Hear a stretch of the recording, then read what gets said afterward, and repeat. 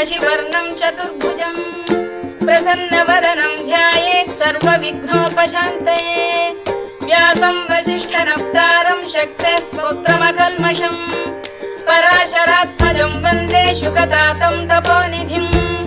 व्यासाय विष्णुरूपाय व्यासरूपाय विष्णवे नमो वै ब्रह्मनिधये वासिष्ठाय नमो नमः